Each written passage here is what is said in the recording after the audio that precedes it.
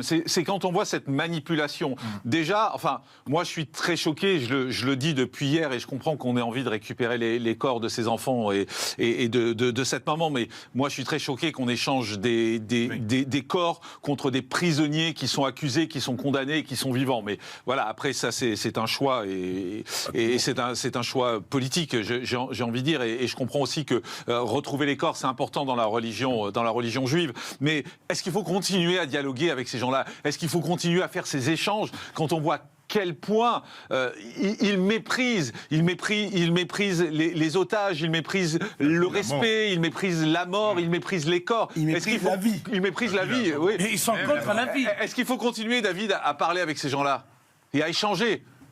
Non, Jean-Marc, je suis totalement d'accord avec vous, absolument, bien entendu que non. Et moi, d'ailleurs, je faisais partie des voix qui sont majoritaires en Israël, qui n'ont jamais justement voulu, malgré tout ce que vous avez évoqué, bien entendu, dans le judaïsme, on fait passer la vie avant tout, mais lorsqu'on a affaire à des monstres, à des barbares, à un moment donné, il faut savoir changer de logiciel, parce que sinon, bien entendu, on ne s'en sortira jamais.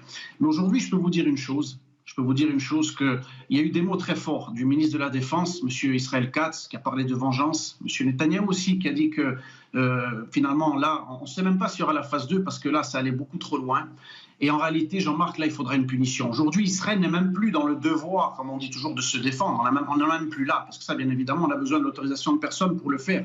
Mais on a le devoir. Aujourd'hui, Israël a le devoir d'éradiquer les gens qui ont commis ces monstruosités. Et je rappelle, Jean-Marc, que souvent, on focalise sur le Hamas, mais la famille Bibas a été capturée par des civils.